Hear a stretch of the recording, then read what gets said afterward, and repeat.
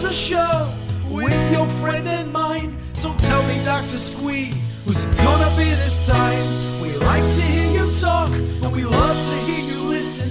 And if you are not subscribed, you won't know what you're missing. So welcome to the Dr. Squee Show. Welcome to the Dr. Squee Show. Welcome to the Dr. Squee Show. Headphones up. Here we go.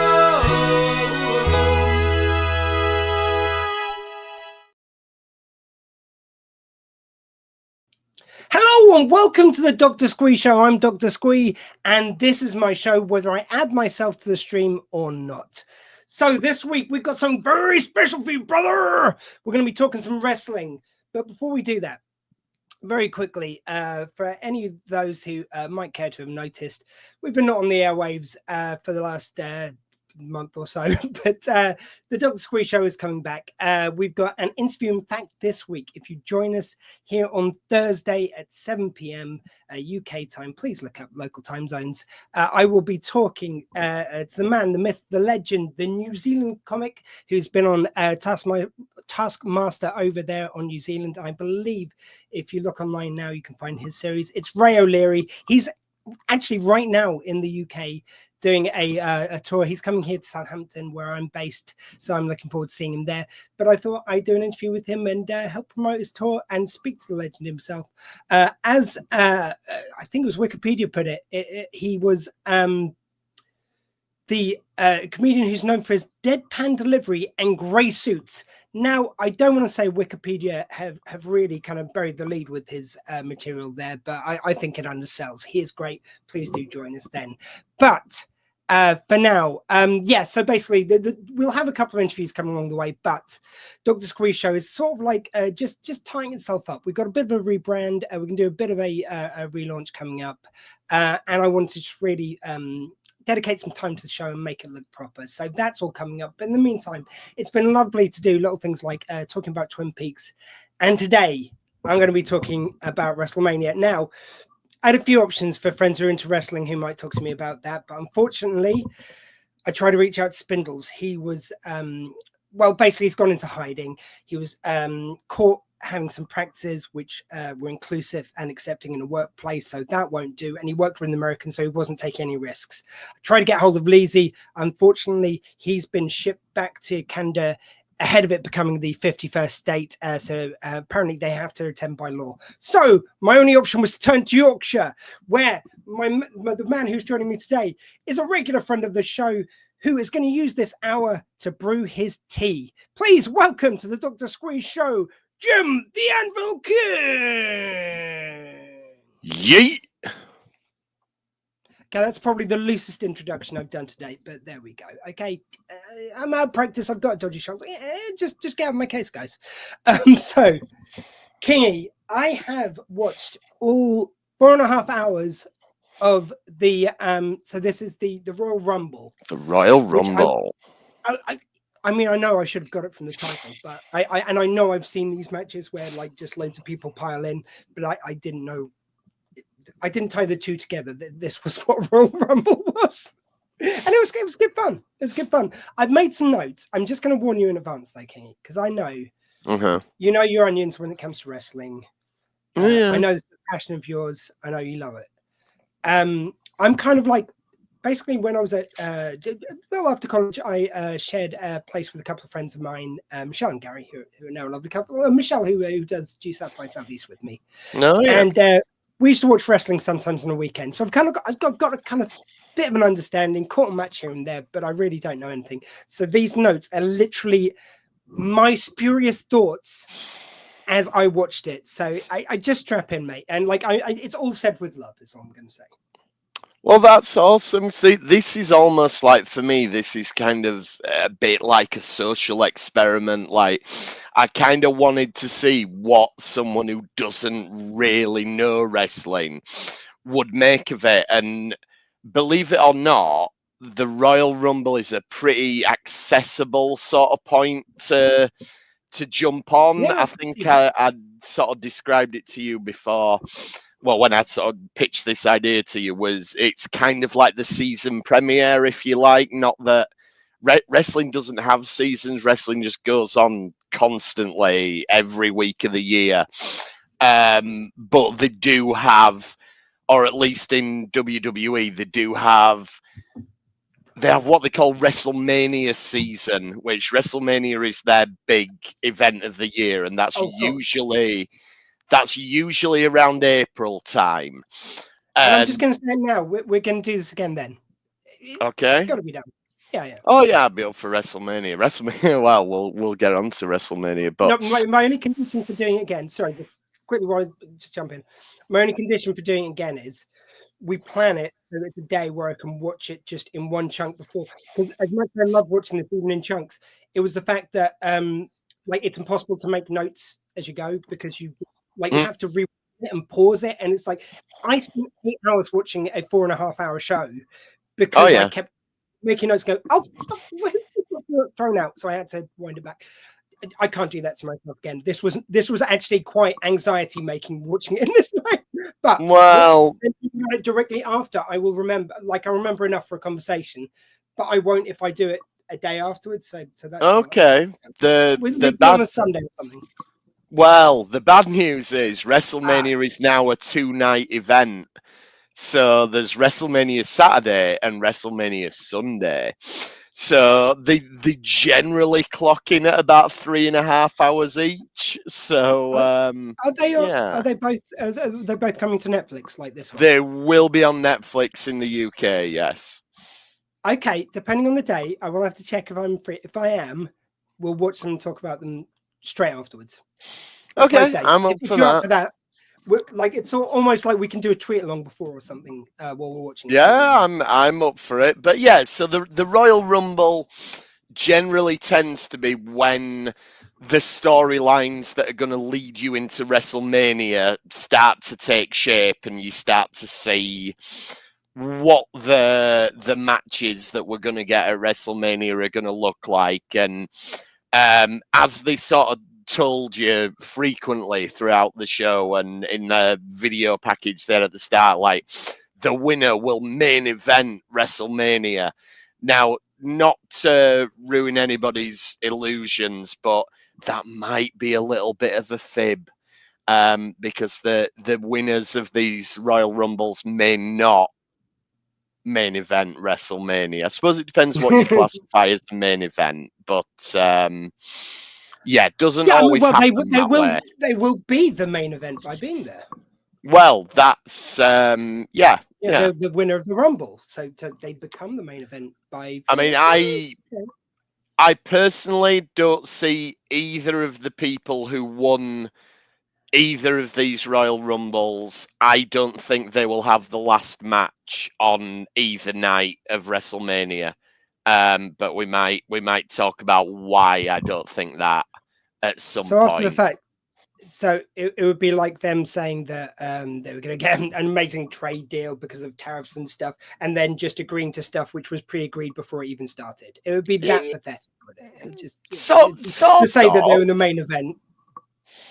Yeah, I mean, sort of. I mean, we have a dig at that. No, sorry, that was shoehorn. Sorry, I apologize. That was.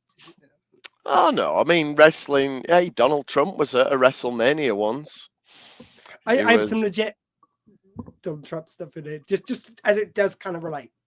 Yeah, he was in the main event, in inverted commas, of WrestleMania 23, which took place in the middle of the event. But obviously that was the main event. But yeah, so I was curious to see what you'd make of the Royal Rumble, and I'm looking forward to getting your thoughts as we go through it. Yeah, that's notes. I genuinely didn't read my notes back because I sort of wanted to be surprised almost, because I was just writing them as I was not giving any thought to it at all. So I'm kind of curious, especially seeing some of these were like last night was knack. Writing notes when you're half asleep, that's always a good idea. So yeah, I want to start by talking about the announcers, because that's how we go into the show, is them obviously opening it up, them introducing each other, them talking about it. I remember the guy with the cowboy hat, JR. I was always a big fan of his. I mean, I'm shit with names, but I like the man. I always thought he was great, entertaining. He was a Texas stereotype, writ large. Just perfect. Exactly what you want out of a wrestling. I don't want to say caricature in a nasty way, but they are characters, which are sort of caricatures of certain stereotypes. They build out from there, I think, sometimes. JR still does his thing. He just doesn't work for WWE anymore. He works for AEW, which is sort of WWE is the biggest wrestling company in America and indeed in the world, and AEW is sort of like the second biggest. And when they first set it up, they wanted if you were flicking through the channels and you came across wrestling, they wanted you to hear JR's voice because he was so synonymous with wrestling. So he works for that company now. I don't like the guys who do the commentary now as much as him. Like Pat McAfee gets on my nerves. I just cannot do with Pat McAfee. Michael Cole's all right. He's kind of been there forever. He's okay. I quite like Wade Barrett, the English guy who used to be a wrestler. I find him quite entertaining, but the other two I'm not as keen on.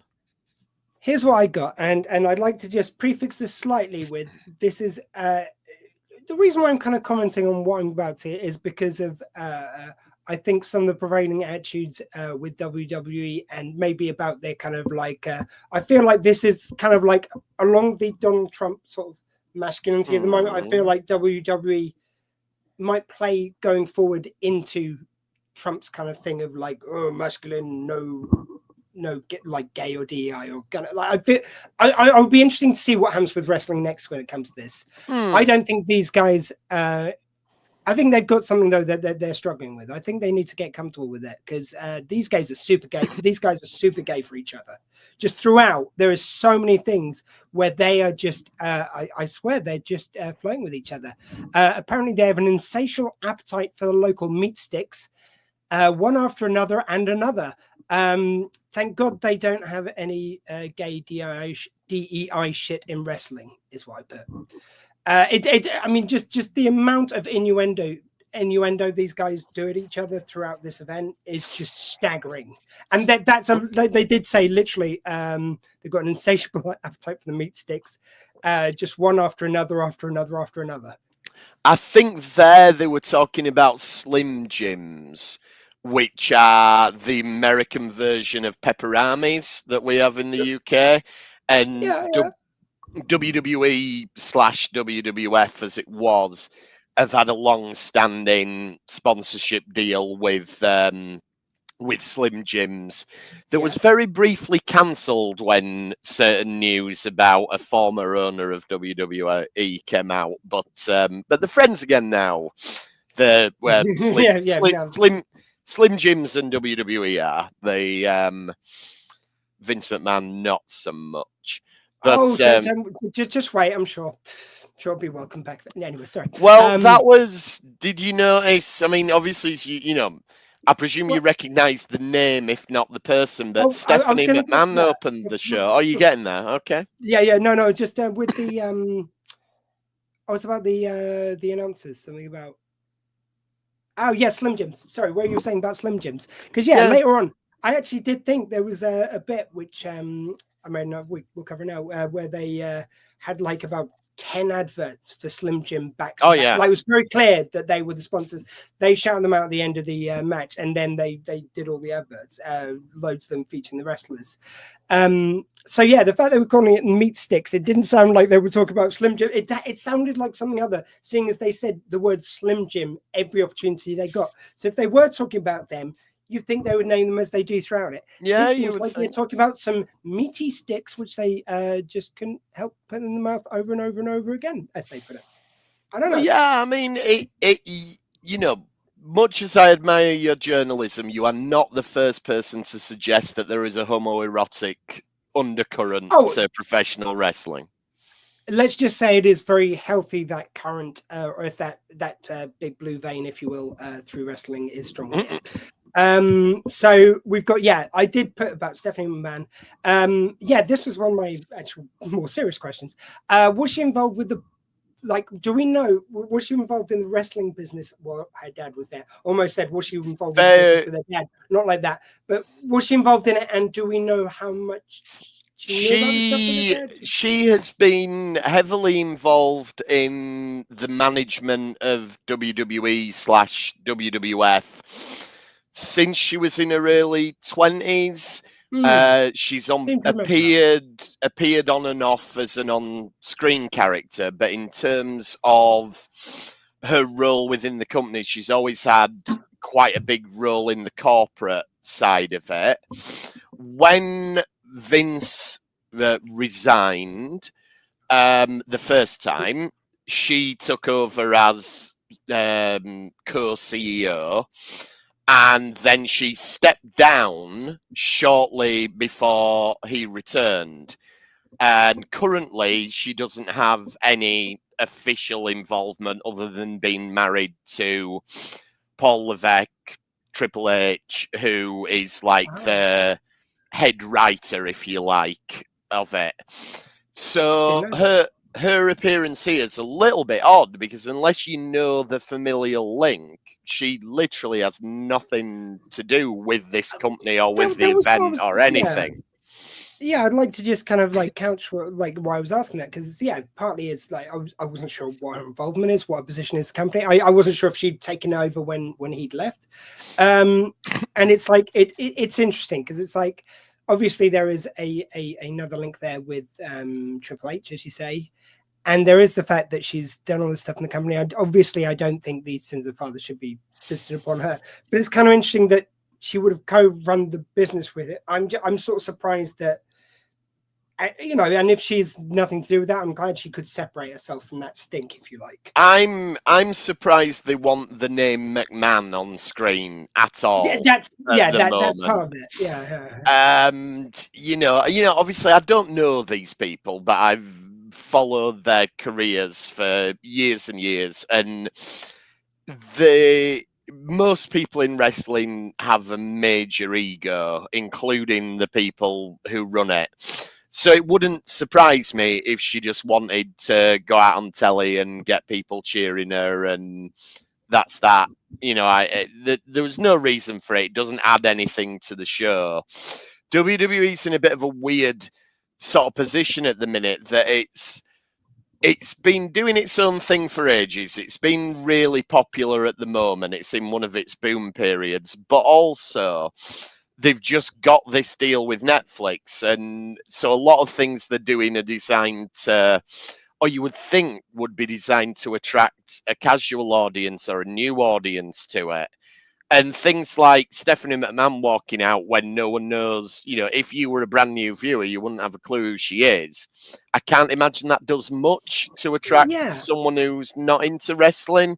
It's odd, but they keep doing things like this that seem to be very much just fueled by the ego of the person involved, whether that's Triple H or whether it's Stephanie or whoever else it might be. But strange. Well, I mean, I was going to say it's like it's one of those things whereby, again, like if she was completely separate to it, I'm not saying it's because her dad's who he is. It's because her dad's who he is, and she worked with him. She was involved with the business, like, which you've just confirmed. I thought that was the case even when I was watching it years ago. Like, I swear, like, I thought I'd seen that. It's just like, how do you, like, you can't prove that she didn't know anything, and the risk that it turns out she did know something and someone's got that evidence. I would be surprised if she wasn't married to Triple H if she wouldn't have got the same treatment, because again it's just a liability for the company. Again, I know it's unfair of her if she wasn't, like, but she was involved in the business while he was doing this shady stuff. It's like usually get Yeah, rid of everyone but from that kind of culture if they don't have a more public face or someone they're related to who's still involved. Wouldn't you say? no, well, you would think Might be too that, harsh. I don't know. Yeah, I would but thought companies were too careful. but I mean, maybe they won't be going forward because the laws are changing. I'm not saying that facetiously. That is the case. in terms of the structure of WWE, there's been the current lawsuits that are going on. It names Vince McMahon specifically, John Laurinaitis specifically, who was another exec at the time. Brock Lesnar, who was a wrestler at the time, has just been named. But it also names WWE as a company. So all those people are involved in this lawsuit. And other than specifically Vince and John Laurinaitis, everyone else is still working there. You know, it isn't just Stephanie who was. I mean, Triple H, who, as I say, is effectively in TV terms, he would be the showrunner.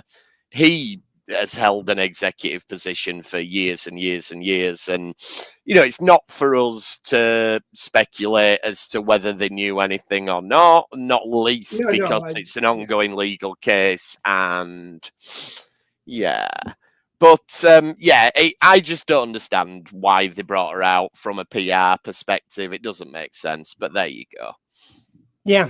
Okay, let's get into the wrestling of it all. So, one thing I noticed, just like we'll cover this throughout our kind of conversation, but it's like did notice there was a lot of older male wrestlers compared to female. The age gap seemed very noticeable to me. That's fair. Yeah, and I did. Yeah, so on our way towards what can only be described as a Cena sandwich coming up, we got girl and girl and girl and girl and girl, girl and girl, girl and girl and girl and girl and girl, girl, girl, infinite and girl on girl action now with our first fight. So yeah, it is the female Royal Rumble, which, as you let me know, is just called Royal because it sounds fancy. So, yeah, I mean, I must admit, when I was watching this last night, it was in the evening. Mum like leaves a lamp on in her front room without the main lights on, and it just came in, so that was on. So like I put the wrestling on, just me in the front room. And at one stage, there were so many women writhing about the screen on top of each other, young, attractive, in the best shape of their lives. Like some of them very, very, very, very, very young looking. I'm in my mid-40s.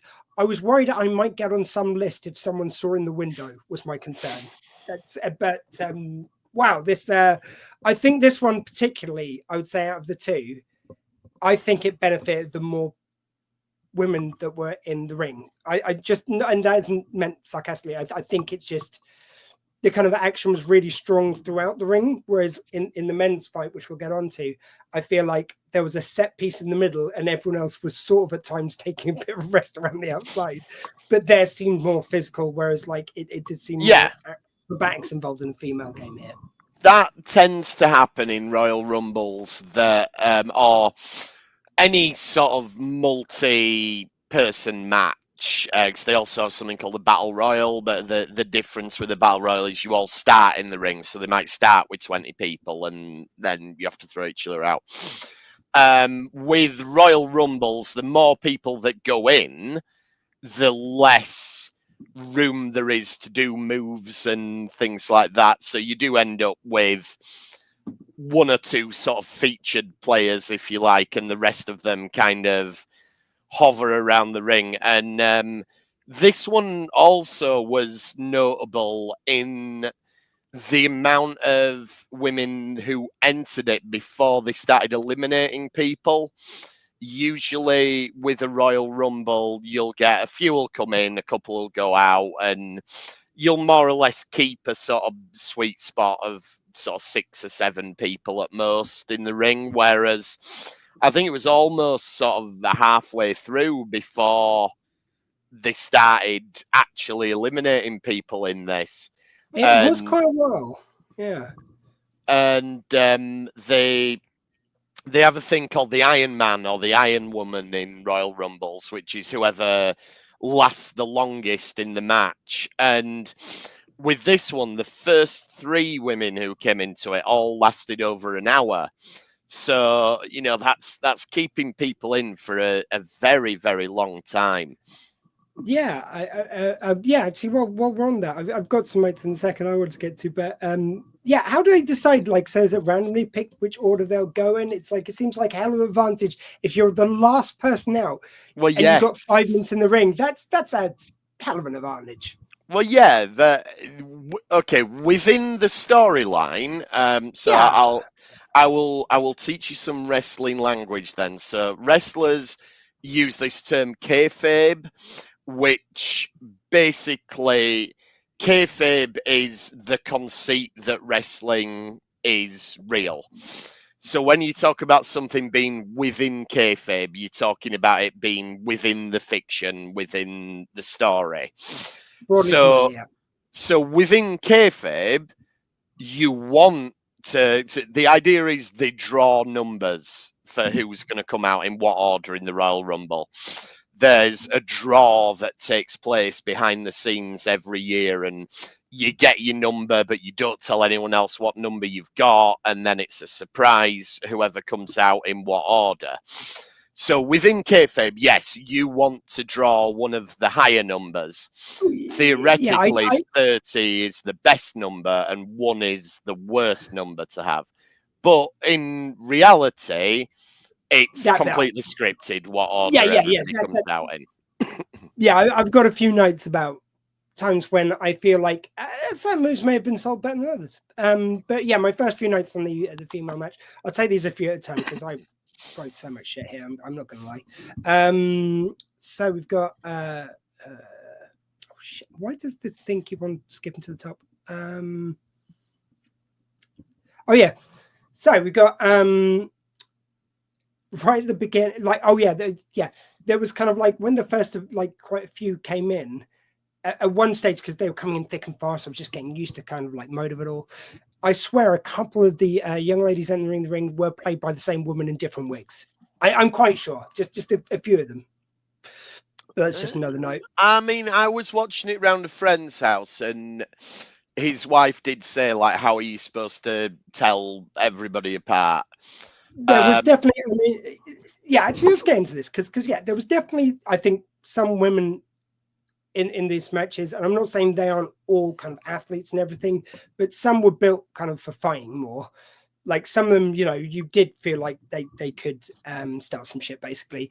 Others of which you feel like were hired to do like ballet and sort of like, and I'm not saying they should be, but it feels like they were hired to look pretty basically. And I think that yeah. It certainly used to be the case in the 90s, early noughties. It was absolutely the case that female wrestlers were hired for the way they look. They weren't expected to be able to wrestle. That has shifted quite considerably, that the majority of female wrestlers, certainly who appear on TV, are pretty good wrestlers now. Some of them are exceptional wrestlers. Obviously, with any job where you're appearing on camera, the better you look, the more likely you are to do well in that industry. So, you know what? And there's certainly, like, I would say also for male, but it's like again, the way they're doing it is kind of like fitting towards a lot of the stereotypes in TV, but like it's younger women, it's older guys who kind of look a bit more rugged and stuff. Like, yeah, they're both fitting molds of like how certainly sex is usually sold to us on TV. Yeah, Like, that's definitely part. Like, that's not hidden. I think that's, you know, meant to be that. I was want to be careful about how I said it because I don't want to insult these women. It's also a thing. It's also a thing that female wrestling in North America has only probably in the last 10 years or so become something that is viable as a longer term career. So because of that, you don't get as many veteran women wrestlers as you used to do. I mean, this match they do bring back two of what they call legends. in the Trish Stratus comes back Oh, and Nikki Bella Trish Stratus. comes I'm back. sorry. Trish Stratus was one which, like, when I was watching it, oh my god! And man, I swear they've kept her in Tupperware. Well, yeah, I mean, well, Trish she's made more money doing, I think she does yoga and things like that. She's like a really successful yoga, whatever the word is, yoga guru or She may whatever look it may hot be. now, and no one like gets to look well. You know, it's like, yeah, obviously, some people Yes, age just really well, but that's just rude to not have aged more than she has. no, she has kept herself very much in shape, but yeah, you are starting to see older women who are wrestlers now, but yes, the majority of them are a bit younger than the men, just because women's wrestling in North America hasn't really been a going concern. I'm not saying there isn't any sexism in it, and I do think that female wrestlers have less of a shelf life because a lot of the promoters want them to look a certain way, and if they start to get older and don't look that way, then they're less likely to stay on TV, whereas male wrestlers do. So there absolutely is a double standard. But also, I do think part of it is that there aren't as many older women wrestlers in North America anyway. You'd see a lot more in Japan just because of women's wrestling has not historically been that popular in North America. WWE always shied away from it. And it is only sort of, as I say, in the last 10 years or so. I mean, this was only, the 8th women's Royal Rumble. So the Royal Rumbles were going for 30 years for the men before they decided, yeah, maybe we should let the women have one as well, you know? Well, yeah, back to just a few notes. Yeah, because like I did think that, like, to your point about what you're saying about them you know, like they were in there for longer than kind of usual before anyone got knocked out. Mm-hmm. And I do think there was something about, like, it felt like they put the more acrobatic kind of performers up front, and it was more of the kind of bruiser performers, if you will, which kind of came on a bit later. I think that was kind of purposely done to kind of have that flow to it. Yeah, because earlier on, the more people which were going in, the better it was getting. And I thought definitely some of the blows earlier on were not just felt like they weren't sold at all. That did look a bit poor at times, just to my eyes. It was when you had 5 people in, and it got into a little bit of a real kind of I'm sorry, I'm going to use the term catfight kind of situation. It looked really like that. It started to kind of come to life then for me for a bit, and it was when Ivy Nile, oh bloody autocorrect, the first one who actually, like, to me, looked like she could start a bar fight. Yes, she's in the NXT, which is like WWE's sort of. So basically, they've got Raw and SmackDown, which are the 2 shows. Their weekly shows. I mean, and then they have NXT, which is also a weekly show, but technically, if you're in NXT, it's called the developmental brand. So what they quite often do in the Royal Rumble is they have people from NXT and they try them out against people from the main roster and see how the crowd reacts. And so Ivanel was one of them. There were quite a few women from NXT on this, like Roxanne Perez, I think, who came in 3rd, and she was the last one out. She's from NXT. Julia, the NXT champion, came in later on. Lash Legend, who also was very big and powerful, and just checking my note there. Did Lash Legend tag in from the Glow League? Badass though, she could start shit, is my note I wrote as I was watching. Yeah, I thought she had a really good showing. I'm not very familiar with her because basically there's too much wrestling, like, even though I love wrestling. But if you were to watch just the weekly shows, I think it's 11 and a half hours if you just watch WWE and AEW. And that's on a week where we don't have an event at the weekend like the Royal Rumble. So I'm sorry, something's got to give somewhere. And NXT, so I don't tend to watch NXT as much, but I was very impressed with Lash Legend in this one, yeah. Yeah, do you And think though she did? It was one of those kind of looks which do call to mind the kind of traditional big outfits of wrestling, especially yeah, female wrestling. Like this was very glow inspired. It felt like to me. I think so. Um, Yeah, that yeah. seems to be what her gimmick is. But again, I'm Well, not and the incredibly familiar, so I don't know. it's probably like the fucking core strength needed to hold before, then try to hold someone before you and then drop her over her head was very impressive. Like someone's just basically out like a board and they went almost like a complete 360, well 90-degree kind of thing. Oh yeah, I think they did. Man, Yeah, they did like I think the term I think you're searching for is a deadlift German suplex. I mean, I Um, was grasping for it. yeah, which we also get in the men's match. Which see this maybe is something you may not have picked up on. It might just be me because I am more sort of attuned to wrestling. I've watched lots of these events, but there these two matches, the two Royal Rumble matches, for my liking, had too many moments or spots, as they call it in wrestling. So basically, when a big thing happens, they call it a spot. There were Yeah, spots that were repeated in the women's match and then again in the men's match. Like there was a bit early in the women's match where Chelsea Green chucked 4 people over the ropes, but they didn't go out. And then they all came back in and chinned her. And we get exactly the same thing in the men's match. And it always baffles me because the way it works when they're planning things out in wrestling is you have someone called the booker, and the booker decides who wins. So in WWE, that's Triple H. So he'll say, I want Charlotte Flair to win the women's match. I want Jey Uso, sorry, spoilers. I want Jey Uso to win the men's match.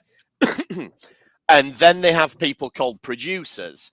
And the producers work out how all the match is going to work. So in a Royal Rumble, the producer's job is to go, you come in this order, you come in at number 3, you do this, this, and this, then so and so throws you out. And they do that for all 30 people, and it must be an absolute headache to do it. And the producers aren't always the same. So the person who produced the men's match and person who produced the women's match may well have been different people. And it baffles me that at no point, presumably at no point, they compared notes and went, "Wait a minute, I want to do a bit where 4 people get chucked out, and then they come back in and cheer them." No, well, I'm doing that. No, well, I'm doing that. You know, so for me, and I know this is pedantic, but for me, it's like, no, come on, you should have had a word and not done that. But there you go. These things happen.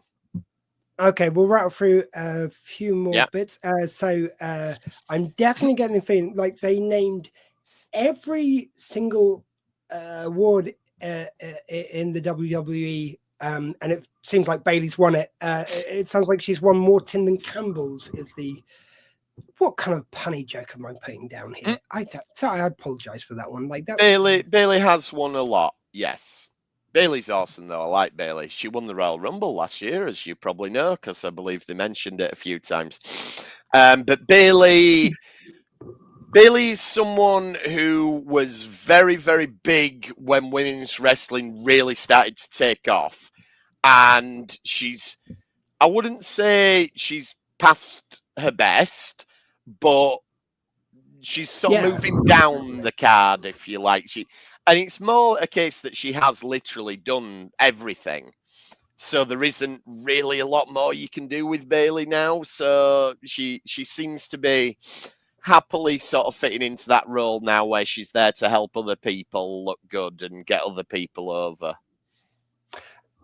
sort of like in comedy terms in America, sort of like Saturday Night Live. Kenan Thompson used to be like one of the main guys who had kind of reoccurring characters. Now he kind of just very often turns up in sketches to support the younger cast and kind of Yeah, bring there them you out. go.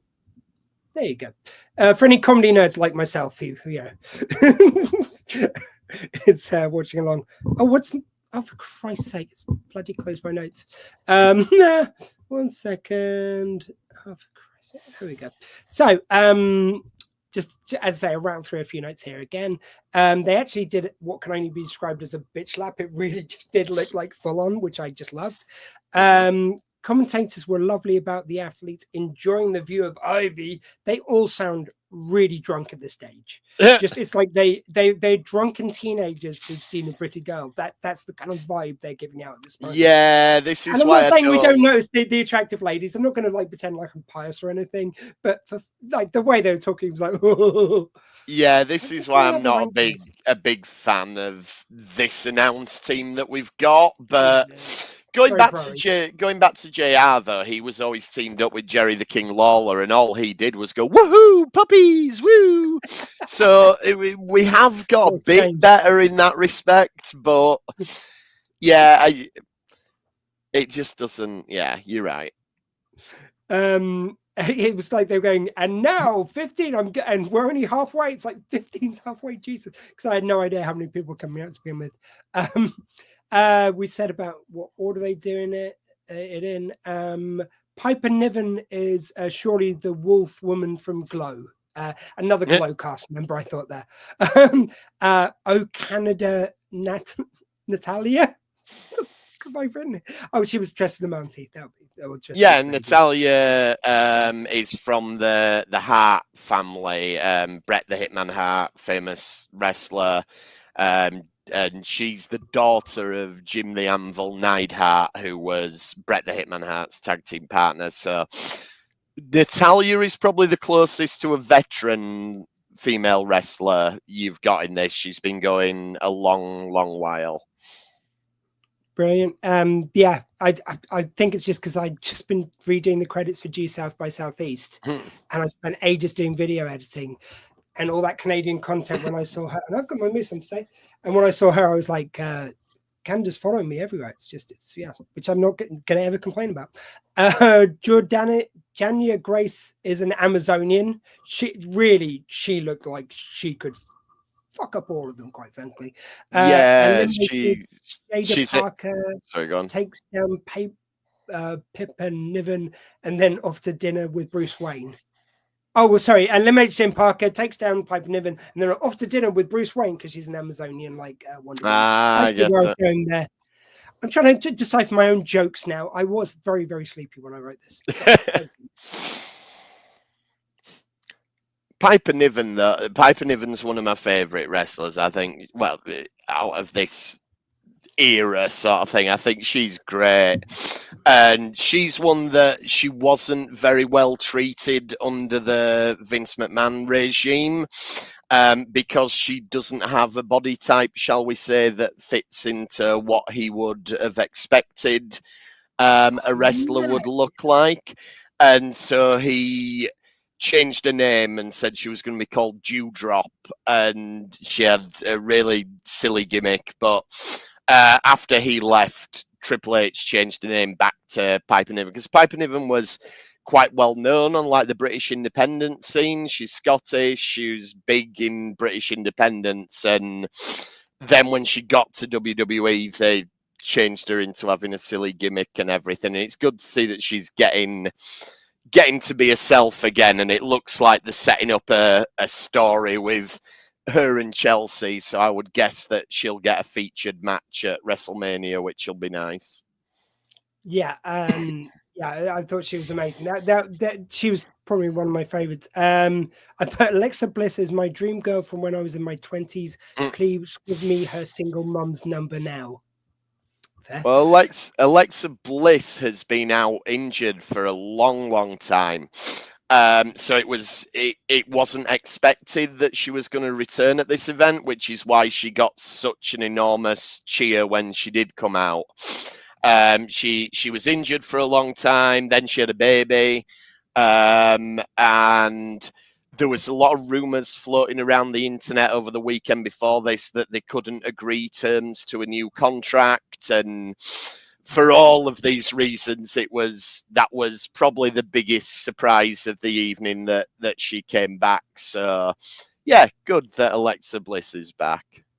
How's her mum doing? Her mum, she got over split up with her dad. I can only assume, and she looks like her in her 40s. Sorry, you've lost me there. It was a joke about Oh, asking for the sorry. number. Mum, like, Yes. cool. Yeah. If I can get her number for you, I will do. But I don't think Anyway, she shares it that readily. I will. No, not like the young Alexa, her mum. Like, Oh, her mum, of course. but Yeah. that was my joke. Was it's like when I was Ah, in okay. my 20s, she was my dream girl. Now I want her single mum's phone number. That was. Oh, I thought you were making a joke about her being a single mum because she just had a Oh God, no! baby. Jesus Christ, no! Oh, right, Oh okay. no! Oh, no! I would never say shitty stuff like that. No, just no. Yeah. Anyway, yeah. A couple more notes. Chaos is where this one lives. When it was just too much to look at once, it was perfect, is what I put about this match in general.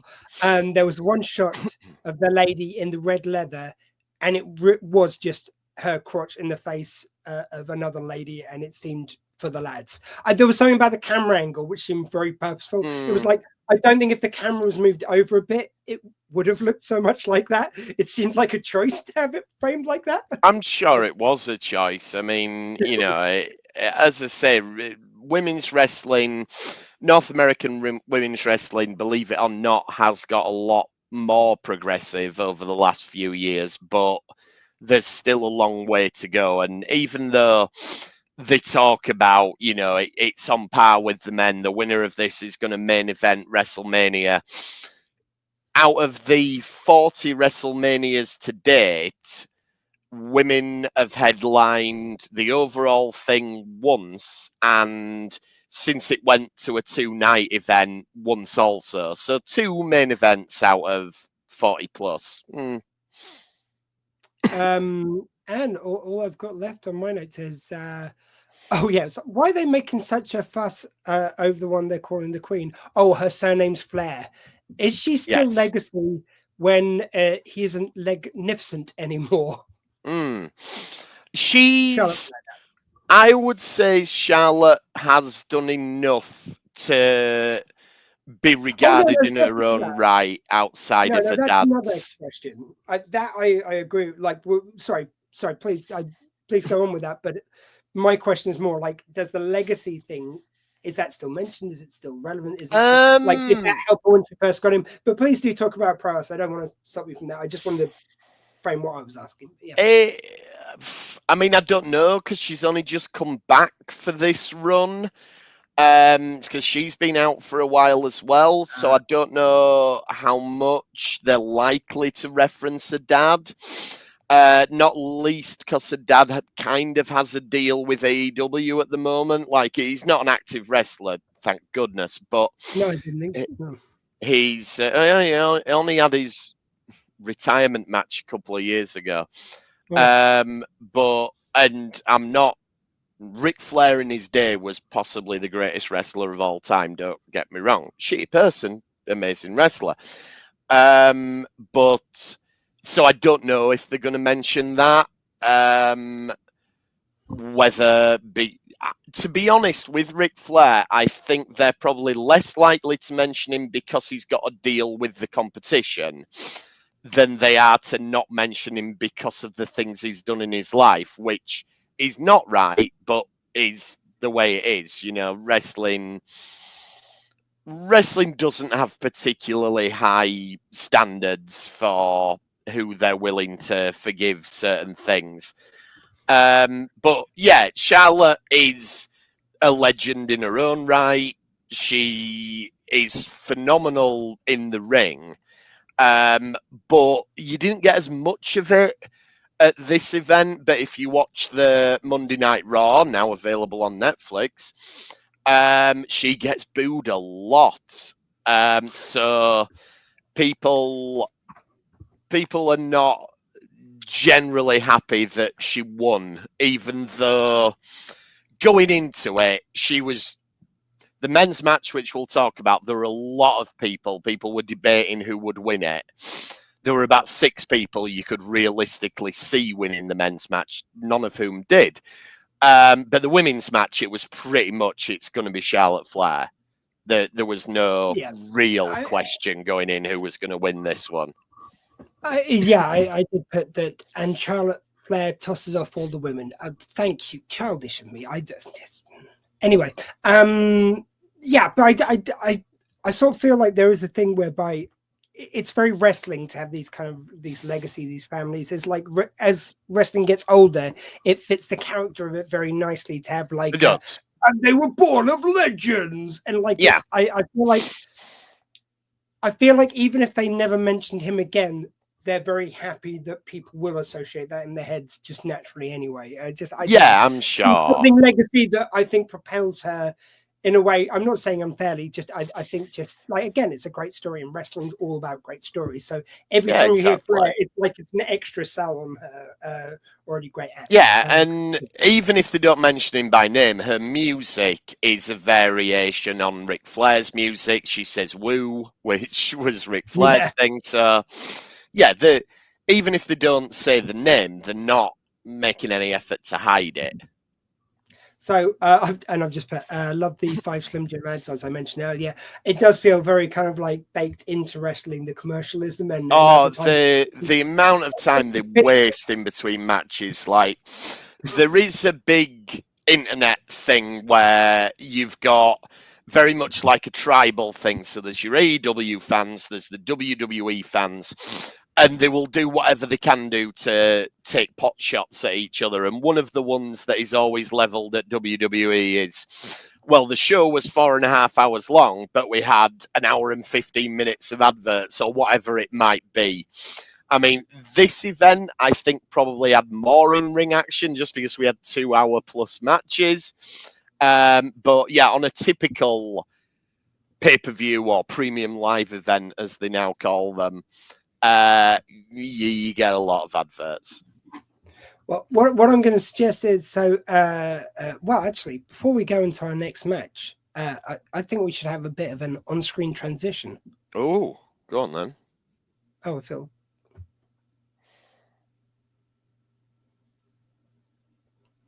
For some reason, it's very slow to come up there. Wait a minute, let me just... There you go.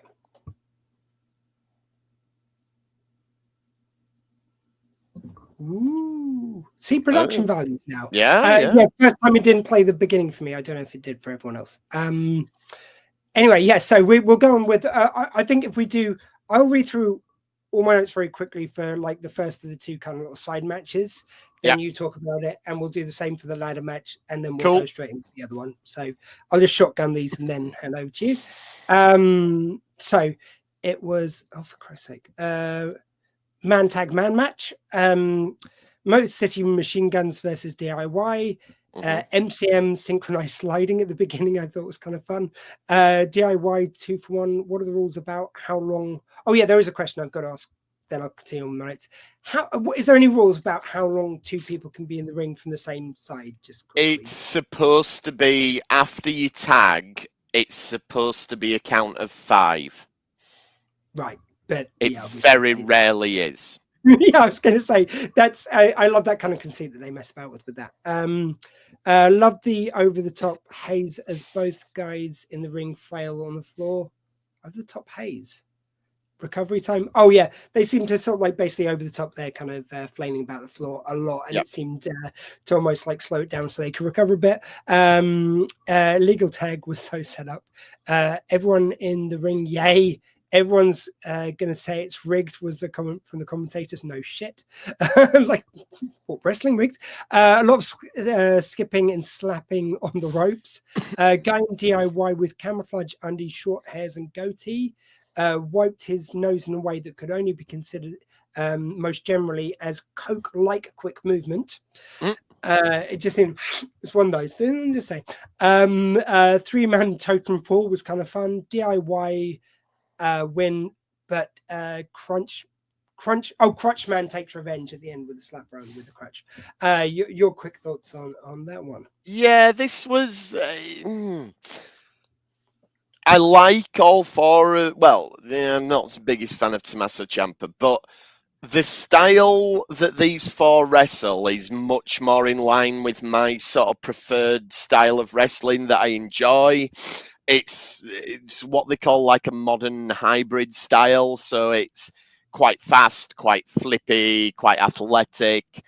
But that's not the sort of wrestling that a typical WWE audience is into. And I think the crowd, I mean, the crowd was quiet anyway, so it just come from a Royal Rumble.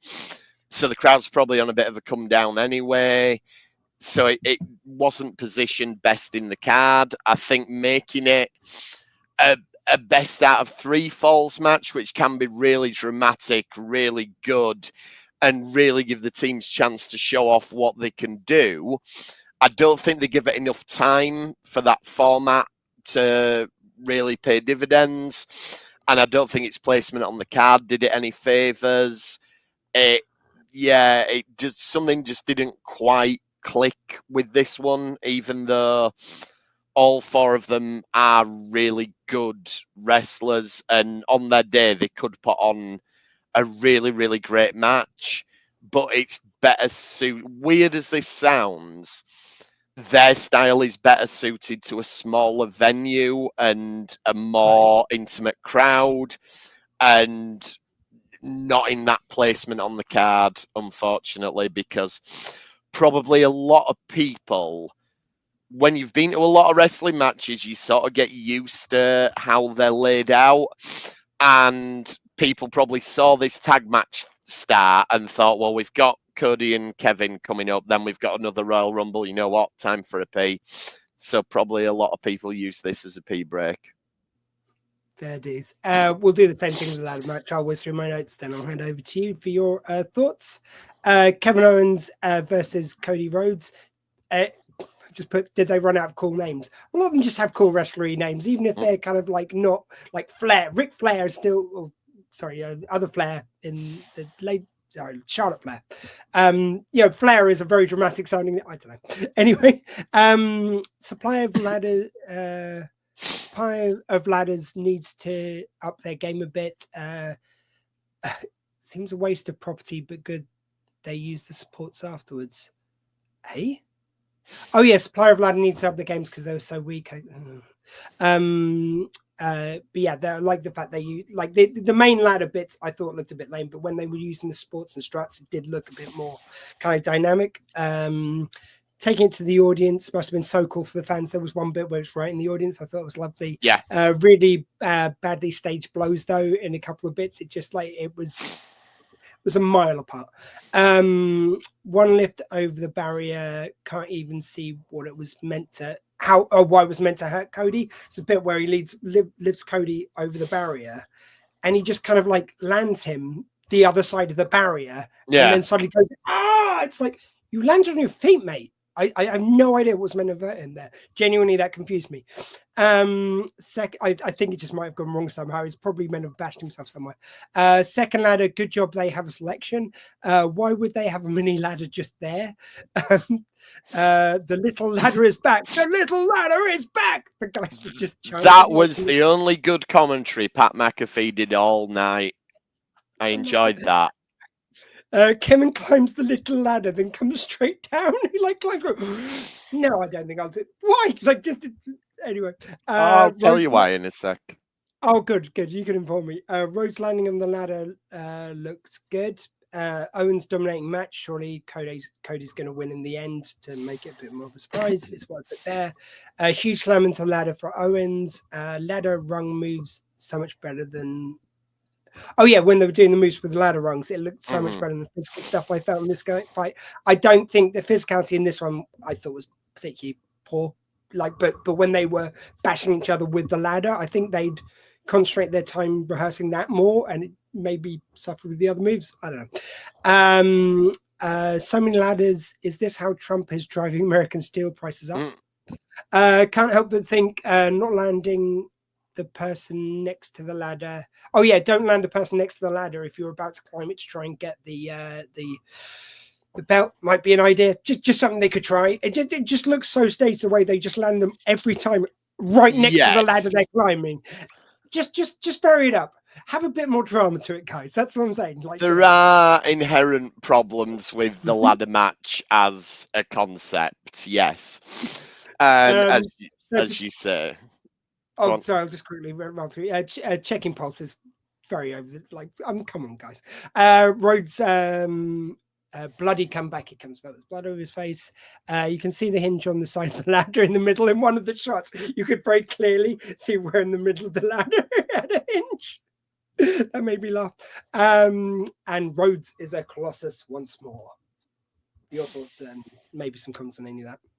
Yeah, I thought this was a good match. The problem with ladder matches, other than what you've pointed out, that the conceit of it is silly, because the idea is you've got to hurt your opponent so badly that you've got time to get up the ladder to retrieve your belts. But obviously, every time you're going to try and go up, the other guy's got to push you off the ladder, and that's got to happen numerous times. So, which makes more of a thing that they land them right back to the ladder every time. Sorry, just they put them right there every time. Yeah, well, exactly, but that's what you have to do in order to be able to pull off most of the things you wanted to do. And when they did the first ever, well, it wasn't the first ever ladder match, but the one they tout as the first ever ladder match in WWEF history was WrestleMania 10, and it just blew everyone away because they were climbing ladders and they were doing things with ladders.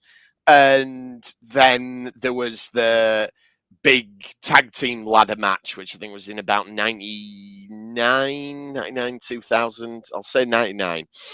And they did crazy stuff with ladders. And then since then, it's just escalated and escalated and escalated. And so to do they use escalators now. Well, they might as well do. But yeah, to do something new and exciting with a ladder match is tricky now. It doesn't have the aura that it used to have, so they have to try and be inventive in certain ways. And this one, they sort of largely steered away from the climb up, knock you off thing. They built it around one or two really big bumps onto the ladder. Like there was a bit where Kevin Owens took a back body drop onto the side of the ladder, and that looked really nasty. There was the one where Kevin Owens did like a kind of suplex thing out of the corner onto the ladder that was propped on the rope. And then there was the big one at the end, the Alabama slam onto the ladder, where Kevin Owens did this amazing sell job where he made it look like he got his head stuck in between the rungs. And so it was built around those big moments, which I thought was pretty cool. The little ladder, it was there just for comedy. It was there to give a laugh during the match. And the thing where he climbed up it, the crowd started cheering because they wanted him to do something silly off this little ladder. So he refuses to do it to keep the crowd booing him because he's the baddie. Right. I get you. So you don't want the crowd to start cheering you for doing something daft with the little ladder. So that's why. But yeah, I thought it was a good match. To give a bit of background to this is like the third match these two have had. So this is what they call like the blow-off match. This should be the end of the feud now because Cody's won definitively. And Kevin Owens can't come out the next week and say, oh, Cody cheated me out of it or whatever, because he lost fair and square, because it was a match that didn't have any rules. So there's no comeback for the bad guy. So this, in theory, closes the book on this rivalry to give Cody time to build another rivalry in time for WrestleMania. And spoilers, Cody will be in the actual main event of WrestleMania, regardless of what they might tell you. He's the guy at the minute. He's the big star of it all. There's two world championships. There's the one that's on SmackDown, which is the one Cody's got, and there's the one that's on Raw, which is held by Gunther, who we saw for about a second at the start of the show. And the fact that we saw Gunther for a second and Cody got a ladder match tells you which one they value more, even though on paper those two belts are meant to have equal weighting. But what I found really interesting in this match is that Cody was showing signs of kind of turning to the dark side a little bit. Like we got towards the very end of the match, there was a moment where he kind of snapped and started just wailing on Kevin Owens and puts him through the ladder at the end. And then he leaves, but then he comes back to gloat more, stood over Kevin. And Sami Zayn, Kevin Owens' mate, were there as well. So I don't think Cody's going to turn into a baddie immediately, at least not until after WrestleMania. But they're planting little seeds of that, which, as someone who follows it longer, I really, really find interesting. And I really like that stuff. Well, I'm just going to throw in, agreed. There was one shot as well, particularly where the guy landed right on his back, right on one of the ladders. I don't care what kind of fake ladder, the kind of choreography, everything of that is just amazing. Like that really was an impressive shot at one stage. But yeah, there was one bit, if you look very closely at one bit, camera, you can see where there's a hinge in the middle of the ladder. They call it a gimmicked ladder. Yeah, and they have gimmicked ladders, gimmicked chairs, gimmicked tables, but yeah. Do you often have the tells then, which are in there like that? You can. I mean, the silliest one is the tables, which just fall to bits as soon as you touch them. Like, you know, it's ridiculous, and everybody knows that's what they are. But I wasn't sure if they ever left a hinge showing in that way, or if they often do that. But anyway. Not always. No, I mean, very occasionally. I remember once there was a match where they were meant to pick up a like a jug of water that was made out of sugar glass and break it over someone's head, and they picked up the wrong one and picked up a real glass jug. And yeah. I remember. Wasn't that Marshall Manlove or one of? I mean, the one I'm thinking of, I think it was the Big Boss Man versus Hardcore Holly, but stuff like that's happened now and again. So quickly, we're going to go to the main man rumble, the men's Royal Rumble. So I will give you my first few notes and the first bit, which, anyway. So you've got it starts with Mysterio versus Pantera, who who appears to be a ninja fish boy. Mysterio upside down head slap was cool. These two seemed better at selling moves than we'd seen up to this point on the whole, I felt. I'll give you a few notes as I say, and then I'll throw over to you. Mm-hmm. Chad Gable. Chad undermines toughness. Oh, name Chad. Yeah. Face reminds me of a young Kurt Angle, which, by the way, when they showed Kurt Angle, I think he's 80 now, and played by Michael Chiklis. I noted. He looks very Michael Chiklis now. Anyway, some great moves with the three competitors. Hard action from the start on this one, and this was I wanted to kind of like hand over to you on was Carmelo Hayes, great spinning takedown from the get in. Actually, rewound to watch this one again, and on a 4-hour show, for me to want to rewind to watch this, like not just to make notes, that was a stunning move. That was those opening moves from him. Just really like I was like, oh, here we are. Here is what people get excited for the most in wrestling. I think is moves like this. Yeah, they put what they call like the work rate wrestlers in at the start. So yeah, Rey Mysterio and Penta, both luchadors, and they kept it really fast, really intense early on. Did you watch this match today in preparation for this? This one, yeah. Right, because the reason I ask that is because when I watched this match on Sunday, very early on, Penta goes over the top rope and both his feet hit the floor. Then he very quickly springs himself back up and gets back in. And the commentators go, oh, I think it was only 1 foot hit the floor. But when I watched it again today, they've re-edited it. So they've used a different camera angle. So you don't see that happened. So, yeah. But, you know, these things happen. I mean, people are taking the mick, obviously, but because Penta went on to be the Iron Man 40-odd minutes, whereas he was actually eliminated after about 2. But Luckily, he did very quickly recover, because if he hadn't have done, they would have probably had to have changed it on the fly, which wouldn't have been good. Yeah. Well, I find it an interesting bit of trivia is that referees are told generally to call the match as though it's real. So if someone messes up what the plan is, the referee has to react to it as though it's a real thing.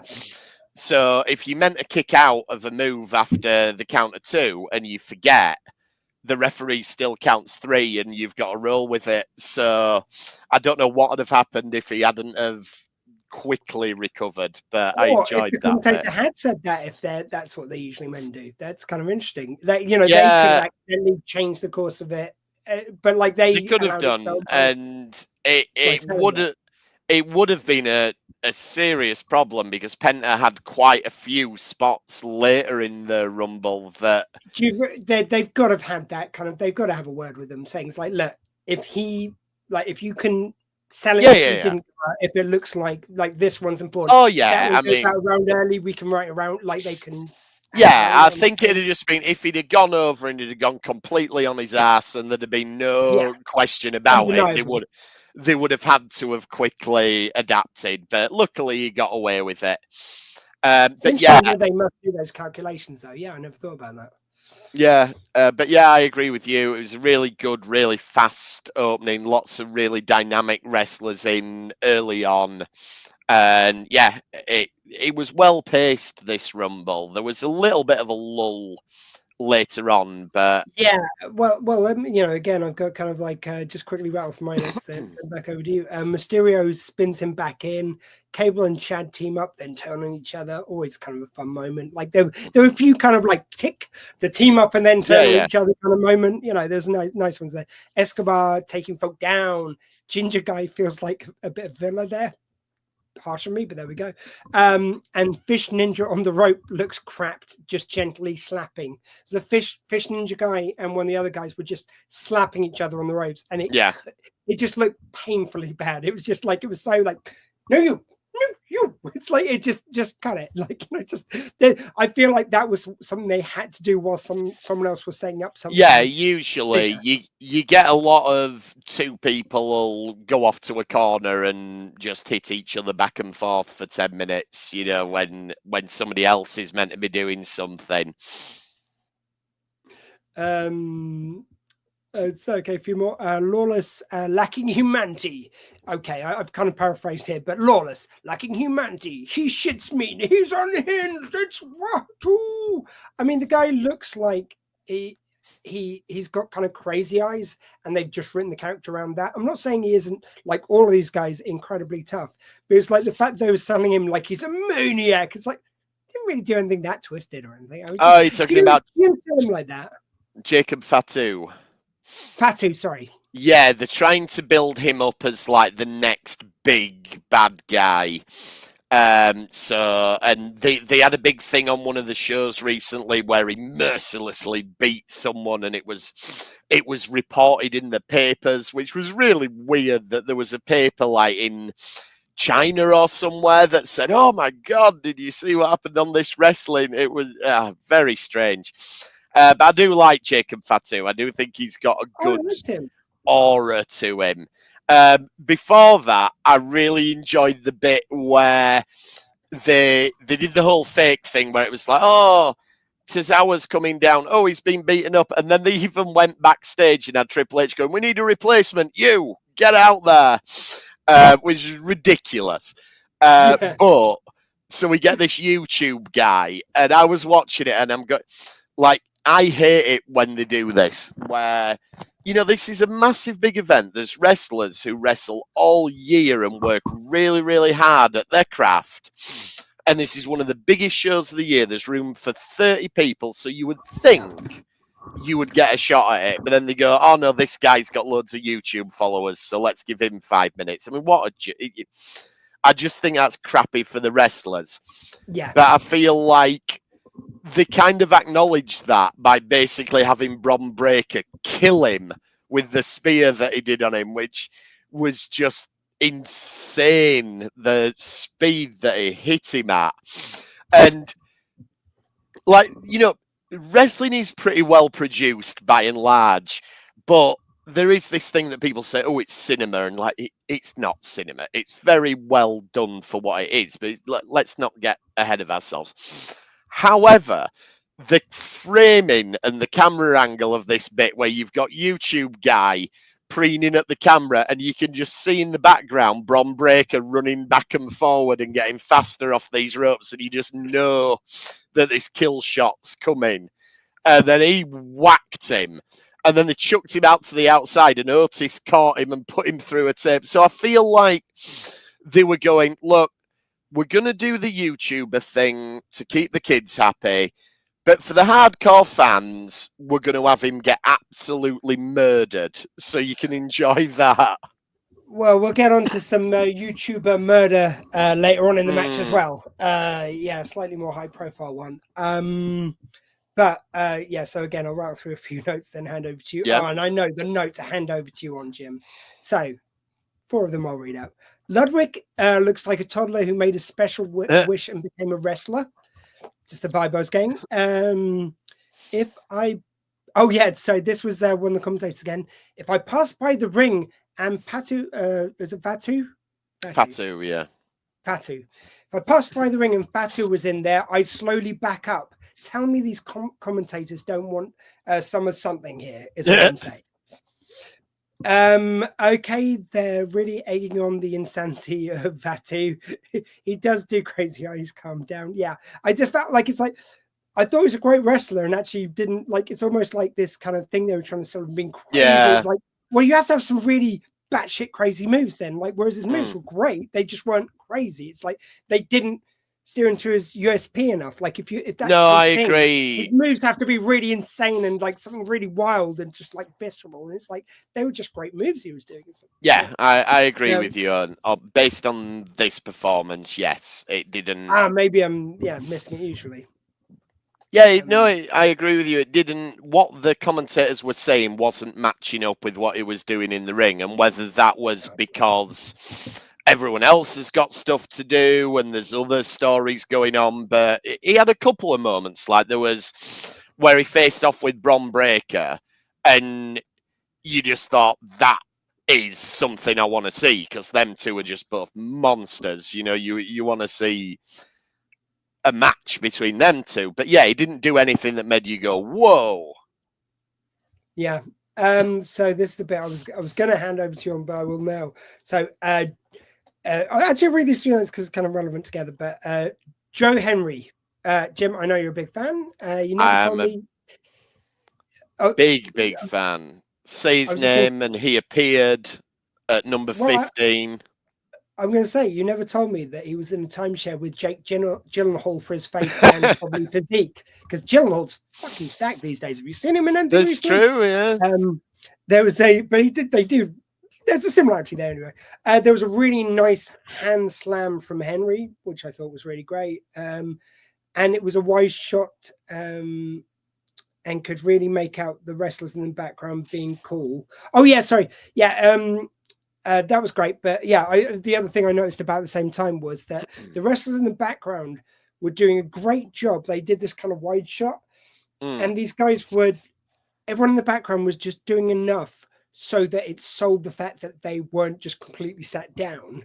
Yeah. But not too much, and to look kind of fairly cool, but not too much that it took away from the centerpiece action. There was always one clear, like, this is the bit you're meant to follow. The rest are just kind of, sometimes more than others, just barely even moving. Like there's a couple of shots where I don't think they thought people were on camera because they were just sat there basically just having five. It's just like it was kind of really, I really did enjoy that actually about it, watching like the mechanics of it and how they do put together, where they do get the rest in such a marathon of a kind of production. Like, again, even just taking it as choreography and taking it as like a show. Yeah, to sustain that for so long, to pick your moments and to try not to make it too obviously visible for the audience. You've got to know that they're going to see some stuff. They did it in such a charming and good way, I thought. Sorry, Joe Henry and the audience. Moves. It was well done, particularly in this portion, because this is from about the halfway mark, we got to this stage where the bell would go off, a big name had come down, they'd hit a few moves, then the bell would go off again, and the next person had come. It's one of the criticisms of this event is that the walkway was too long for them to actually get down to the ring, because it's meant to be 2-minute intervals. Spoilers, it's not always. It's kind of what they think's dramatically suitable. But it's there or thereabouts. So by the time they've come down, done their entrance, and hit a couple of moves, it's time for the next person. So it almost could feel like a bit of a conveyor belt. But yeah, Joe Hendry is another Scottish wrestler who has had an incredible sort of viral success over the last year. He released his theme tune as a single and it got to number 4 in the UK. He entered it to be Scotland's entry for the Eurovision Song Contest. It did not succeed, but he did it. And yeah, he's just doing fantastic and he's become incredibly popular. It is a catchy song. And he's currently the champion in TNA Wrestling, which is sort of the 3rd biggest company in America. And they kind of have a bit of a deal with WWE at the moment. So TNA wrestlers can appear on WWE TV. In theory, that can work both ways, but WWE's kind of like, we're not sending any of our guys there. So we'll cherry pick the best of yours to highlight generously. Like we'll get a bit of marketing because this guy is pretty good. You'll get a lot of marketing out of it. We're not basically, basically yes. And you know, you can't blame Joe Hendry for doing it. You can't blame TNA for doing it because they're not anywhere near as big. But I do feel a little bit bad that WWE goes, yeah, we're going to let your champion, your main guy, come on. He's going to come down to our Royal Rumble and we'll let him kick Roman Reigns. But that's it. He's not going to eliminate anyone. He's going to get put out. But Joe Hendry is awesome enough that he made an impression. He got over. It's the clip of him appearing at the Rumble has gone viral. So he will do really well out of this. And the smart money is on him probably going to WWE anyway once his TNA contract runs out. But if I were the head of TNA, I'd be like, look, can you let him eliminate at least one person? Like, obviously, you're not going to show him to be better than your big guys, but I think it's you don't show him to be better than any of you guys. I think that's WWE's attitude. Absolutely. The fact that they let him kick Roman Reigns and Roman Reigns actually sold the kick, I think was a big thing. I'm getting to the Reigns of it all. Yeah, so for Joe, I think this was great for him. I really enjoyed it, and I was 99% sure he was going to turn up, but I even sat on the sofa watching it when his music hit. I was like, yes.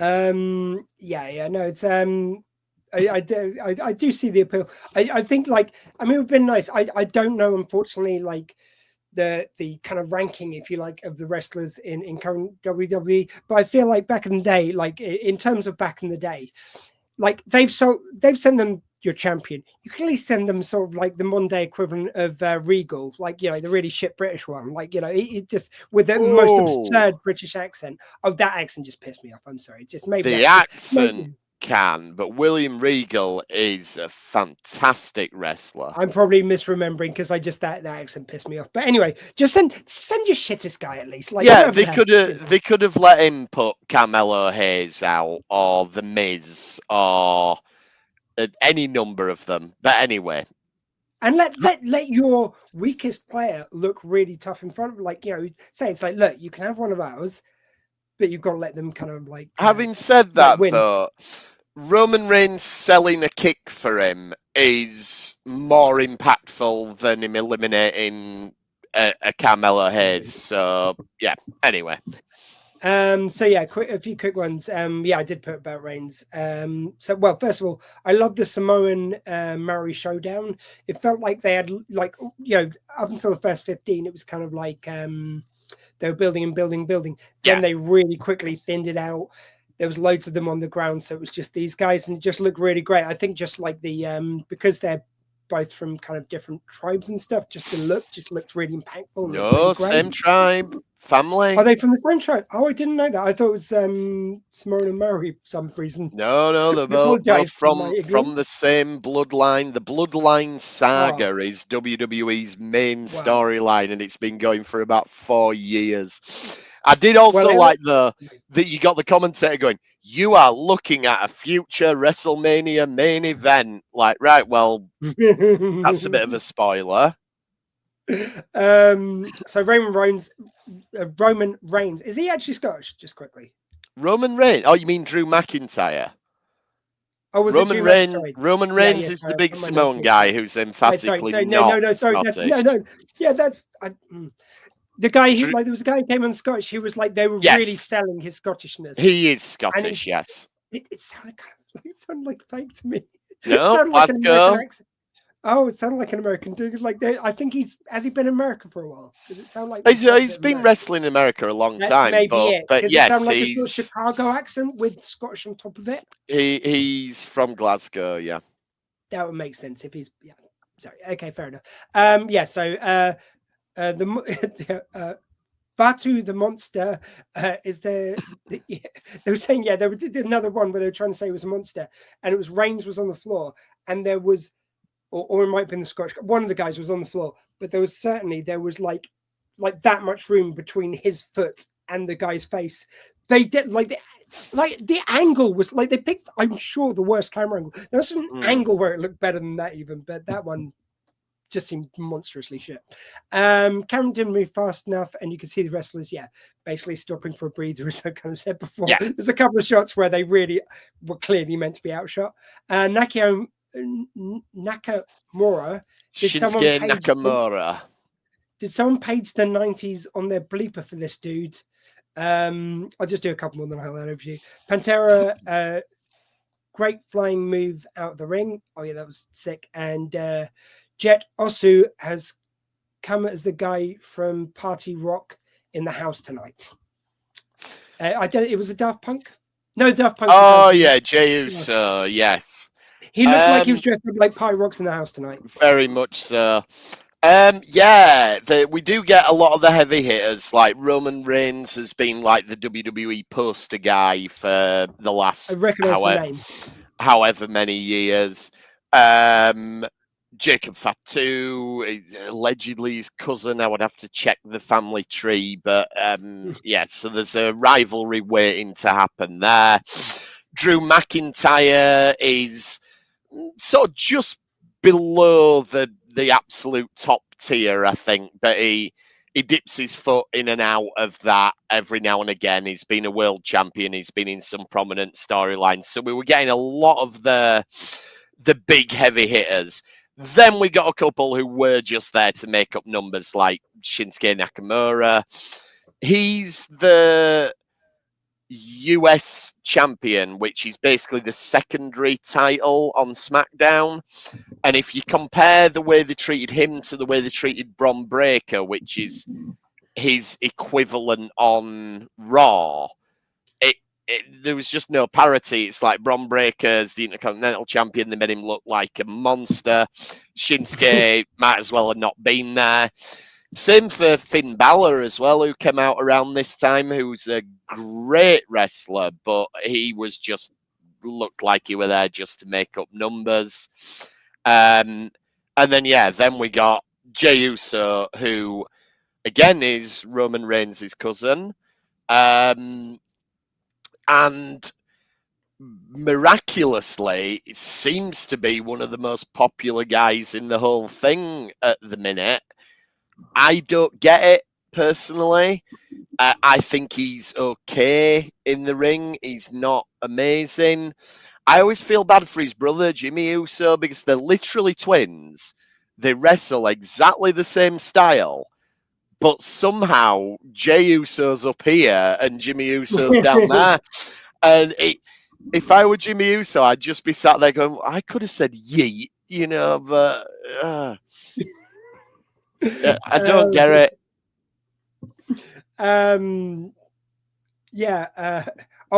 And again, another staple of one of these big tournaments is the desk of the announcer getting trashed and them always acting surprised. Yeah. Like everyone in Strowman was man slapping. What? Oh, Braun Everyone? Strowman. Oh, everyone was in on Strowman, and it was just like man slapping time. It's just like they were slapping Yeah. him around the face. Yeah, it was just wildly ridiculous. And now we get onto it for me. Cena, go valiantly, rumble one last time, Peacemaker. I love this guy. Kicking ass and taking names with a bald patch. Like there was one shot where you really saw his bald patch. And look, I want to say this because there's a few notes which I mentioned this in. There are a few times where he's clearly out of breath, as is some of the other guys who come out here. They clearly do have to have more breather moments than they might have once had. And I say that with love and I say that with reverence because still being able to do everything they do is amazing. I'm not surprised. It was just kind of like when you know that, when you're not a kid watching it, it's kind of almost interesting to watch for those moments. It's like, oh, that's where they give them a bit of a break. They're trying to, but like there was a couple of moments where I feel like there was probably meant to be a bit more action when there was literally, I saw like the look on Cena's face and it was like, just give me 2 fucking minutes, mate. And there's a bit where like you had, I don't want to kind of spoil it, but there's a moment between him and one of the guys later on near towards the end of the match, shall we say, where they looked at each other. There was a kind of like almost a half smile when they were staring at each other. It was kind of recognition that we're going into this one last time. This is his last time. We're kind of like, even though we're about to kind of pretend like we hate each other, like, you know, we're 2 guys just having fun doing, you know, it was just a lovely little sweet moment. And it was just enough that you could see it if you chose to. You could not if you wanted to kind of bury yourself into the action. It was just such a sweet, lovely moment. It just everything about seeing Cena on the screen just reminded me of like The Rock when he was doing some of these kind of ladder matches where he was kind of saying goodbye to it. Yeah, Cena's an interesting one because he was so hated by the adult audience at the time. Like the kids loved him. The kids always loved him. But adult fans absolutely despised Cena, and they despised the fact that Cena always won everything, and that he should have turned heel, which is what they call it when a goodie turns into a baddie in wrestling. They should have turned Cena heel because more than half the audience were booing him. But they wouldn't do it because he sold so much merchandise to kids that they couldn't make him a baddie. And so a lot of people despised him, but he went away for a bit to do Hollywood, and now everyone just loves him. It's like we've come out the other side, and it's like, oh no, it's John. He's been around forever. I love John. Oh, yeah, I mean, it's like you couldn't tell The Rock as a baddie, really. I think they tried after he'd done some movies, and it just did not work. He did a return, didn't he, at one stage? And oh no, The Rock. When The Rock returned last year, he was the biggest baddie ever. He was the final boss. Did it sell? Oh yeah, he really got over as a bad guy. But Cena, it's the other way. He's just sort of beloved at the minute, and I'm enjoying it. I was never a massive Cena fan, but I enjoy him for what he is. He was never the most gifted in ring. He was decent. He could work a decent match. But now he's leaning into that. Like he always did a thing called the 5 moves of doom that everyone took the piss because he just did the same routine at the end of every single match. And he does it in this Royal Rumble, you know. He's just having fun with it now. And like you say, yes, he needs a bit more of a breather. But the thing people don't realize about wrestling is the cardio that's involved in it is comparable to just about any sport and just insane. So yeah, if Cena has to have, and it's good to have him in multi-man matches because he probably is a bit rusty. He's only just finished filming something, so it takes a while to get back into ring shape. Like you can be Hollywood buff so that your body looks good to be in a film, but to get wrestling fit, is a totally different thing. So I think having Cena in multi-man matches at the moment is the way to go while he shakes off some of the ring rust. So he's doing a year in WWE now, so He is. Oh, because it's I must yeah. admit, I mean, okay, of course the other matches. Sorry to cut in. No. Of course, the other matches aren't going to be this kind of marathon, but I must admit, my overriding thought, and yeah, I do have to say that in count, it's going to be short matches than this. But it's like I felt like it was like I'm glad they did it at this time because, like, if you chose to see it, as I say, you could see some of the joints here.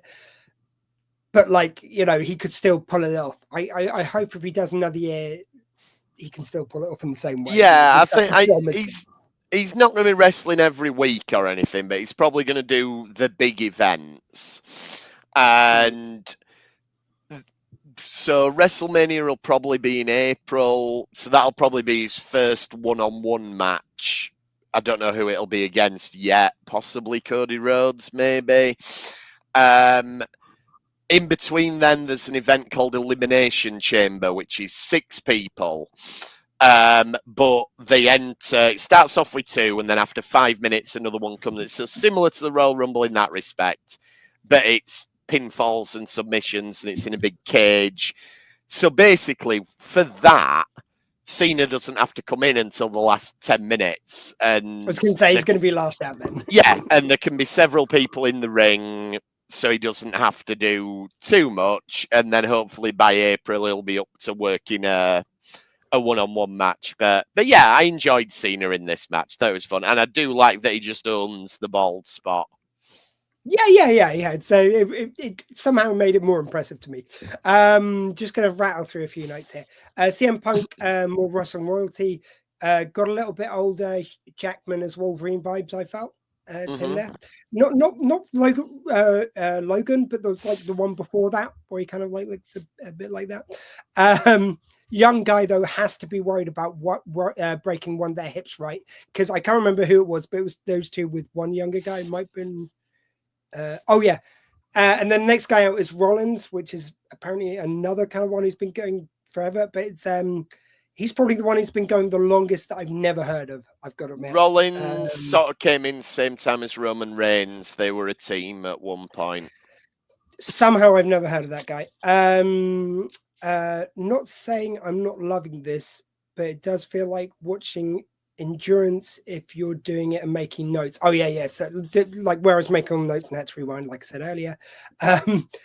Okay, Cena having a sit down move again, very impressive. You can see where the joins are.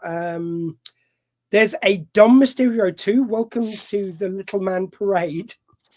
This guy is a Mighty Bush character, right? Is this a crossover? I put in my notes. He seemed like some sort of like sketch character to me. Yeah, he is. He's a joke, effectively. They were saying it's like, oh, maybe he'll win. It's like, oh, yeah, he is Rey Mysterio's son, legitimately. Though in kayfabe, he's actually Eddie Guerrero's son, and he was actually in it as a little kid. And Rey Mysterio and Eddie Guerrero had a ladder match for the right to be his father. They had to get the adoption papers down from the ladder to be recognised as his true father. Utterly ridiculous. But yeah, his whole thing is they did a storyline where he was involved in like a backstage fight or something like that. And he got taken to jail for 24 hours. And so his gimmick after that is that he's done hard time and he's learned how to fight in the slammer and all that. He's funny. He's funny. And it was a good place to bring him in, that you'd had all these hard hitters and big names, and then just a little comedy entry right near the end for Dominic. So yeah, I quite enjoyed him in this one. Well, I think we are like I've got a few more bits. Then we're kind of heading to the meat of the end of the thing. So we've got Malik is a beast. I just put one of the commentators again, and the commentators even call this out.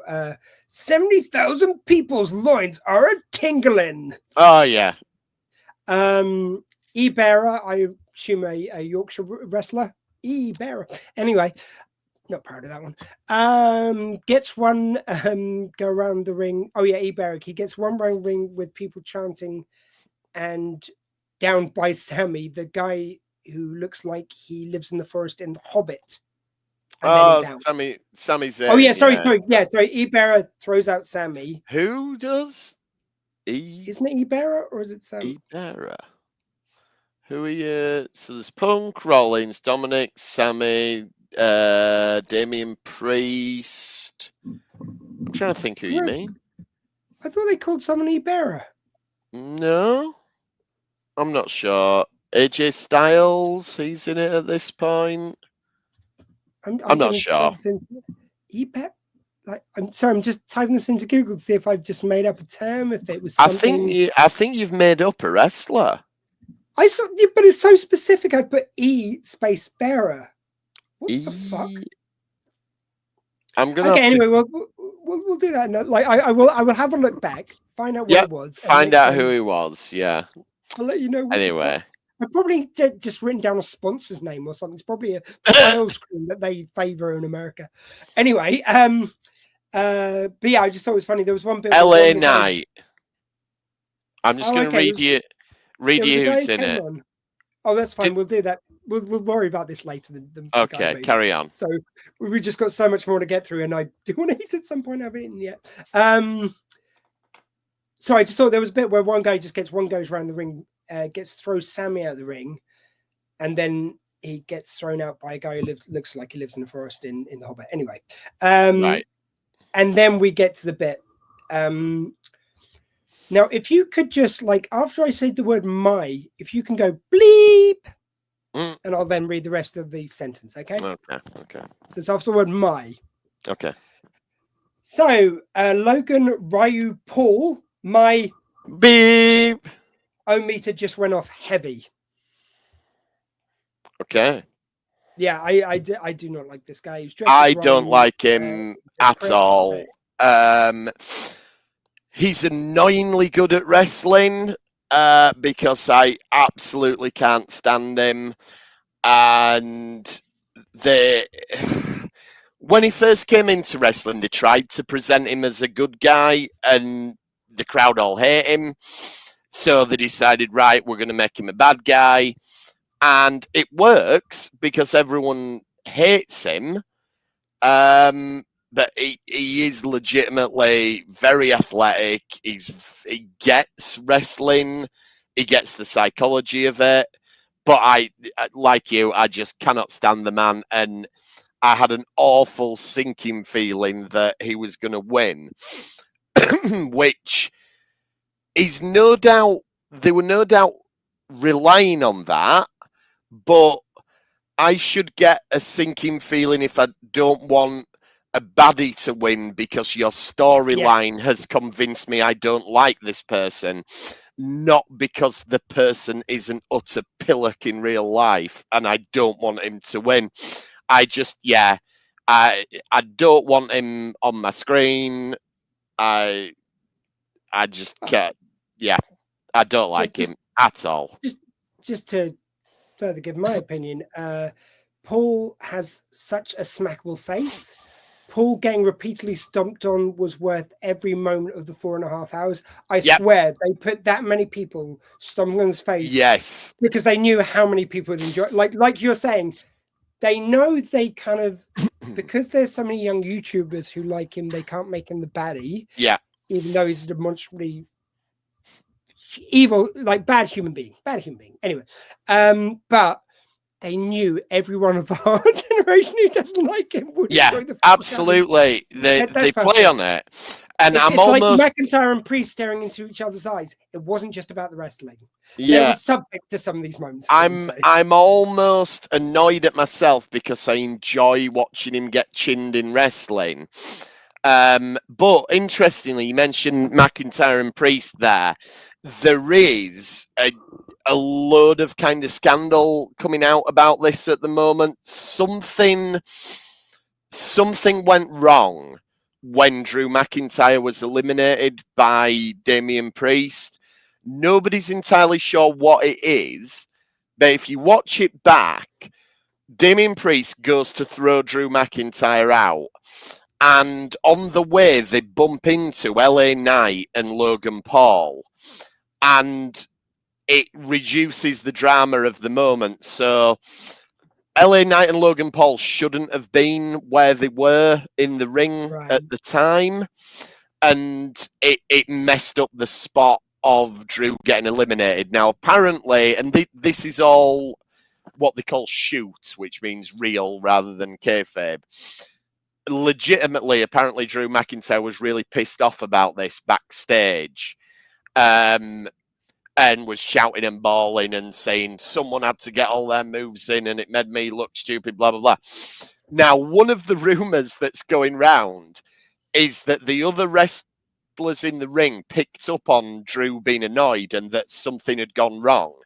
And they all assumed that it was Logan Paul who'd done it. So when they were giving him a kicking, there might have been a little bit more force to the kicks than may usually be applied in a wrestling match. And I just want to say, if that's true and they were giving him a bit more of a kicking, that's fine with me. I'm not going to condone it. All I'll do is read one of my other comments. Don't bloody let Paul win. If you infer from that I'm not a fan of the guy, that's you. Yeah.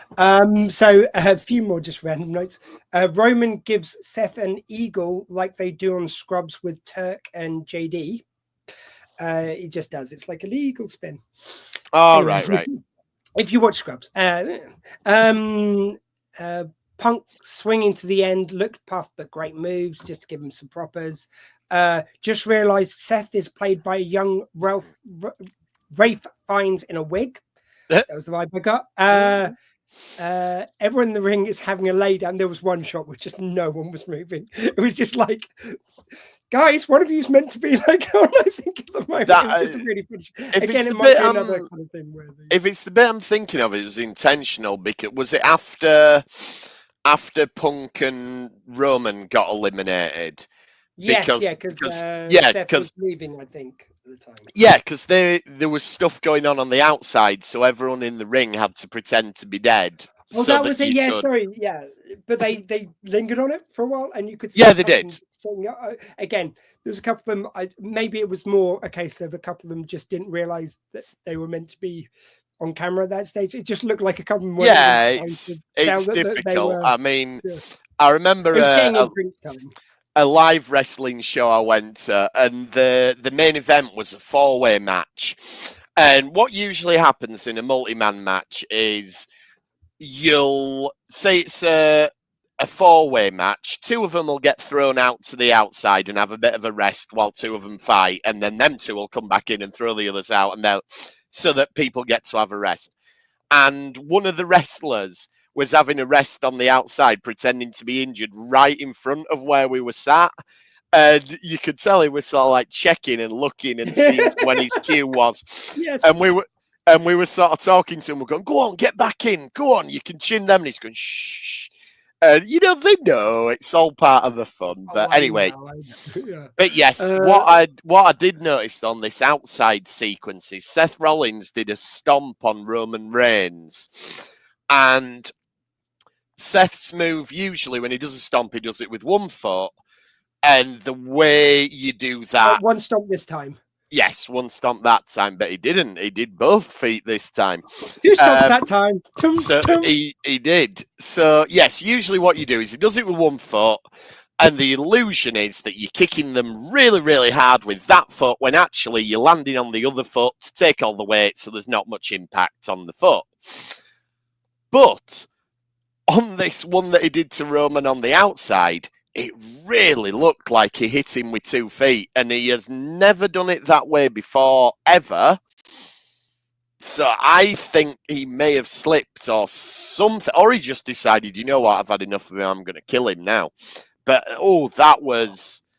See, I've got some notes on this, yeah. Yeah, go on, yeah. Oh, no, sorry, I didn't mean to... Yes, it was...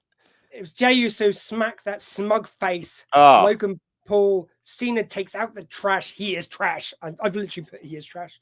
And then it it kind of seamless, because I wanted to talk about this almost as one sequence, because you had the, as I say, Jey Uso, just like the smacking he gave Paul was just so satisfying. Yeah, that was good. Cena take him out. It was a great 1-2 kind of moment. The clothesline And- that Cena hit him with, there was a lot of mustard on that clothesline, as they say as well. I Oh. wouldn't be surprised if that was a little bit stiffer than you might usually do that. I mean, yeah, if I were in a match with Logan Paul, I'd hit him a bit.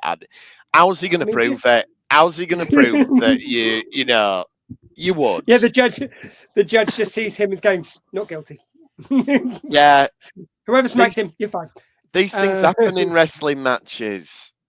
But yeah, it was just the fact that that kind of sequence ended, and then there was this wonderful shot of the two men just standing there. As I said, there was like wonderful moment where they exchanged looks, and you could read a whole story just in that moment. Yeah, It was great zoom out where you saw the enormity of the stadium, because it started with the two guys, and then you saw the majesty of it. It was like, oh my god, like who could not get why that would be such an atmosphere and such a moment? You don't need to know shit about wrestling to understand that moment in whatever you're into. It's that huge moment, and like this is the Eras tour for Swift. This is whatever your kind of thing is. This is your big massive moment, and just like I didn't take in the scale until that moment of all those people in that arena. But yeah, then we see them, grinning each other. Yeah, feels like added character. Cena posing for the cameras and gurning, like with every move, was the biggest gurn I've ever seen on the wrestler's face. You could tell, like, this is my last time at Royal Rumble. I'm enjoying the fuck out of this. And he played it for every moment, and it was beautiful. It would be so over the top if it wasn't his last match, but it was perfect. Well, this moment. Is the thing. The irony is that Cena, in his film career, has got sort of really good comic timing and has got, not mega subtlety, but he has got, like in Peacemaker, he's got almost, he underplays things, which makes it funny. Yes. But then he comes back. Then he comes back to wrestling and he goes, you know what? I've learned how to be a pretty decent actor. Watch me gurn. It's just, it's really peculiar.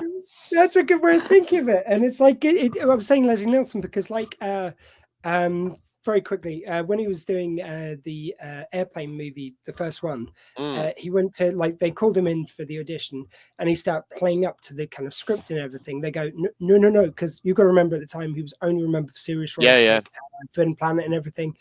And they go, no, the reason why we got you in is play uber seriously. The more seriously you play this ridiculous stuff, the funnier it is. And you had other directors who didn't get that, and I think, if anything, asked Nielsen to do the ridiculous over-the-top fart machine kind of stuff, which just was, I think, beneath his talent. Like, when he played it uber serious doing this ridiculous stuff, no one was funnier than him. And I think you're right about Cena, and that's what he does in Peacemaker. But here he's like, fuck it, this is fun time. This suits this. Like, and I'm not even saying there wasn't a place like Mr. Magoo. Like, it was fun, silly movies where probably him prattling around was perfect for the day with Leslie Nielsen even. But man, there was nothing better than when he did it seriously. But definitely, wrestling is its own beast. I think this kind of suits it very much here. Just a few more nights basically. So last fights on the outside of ropes. It was kind of funny because I sort of say in a compliment something I sort of said earlier is it wasn't great. It was a bit earlier when they were kind of slapping each other who just looked ridiculous on the ropes.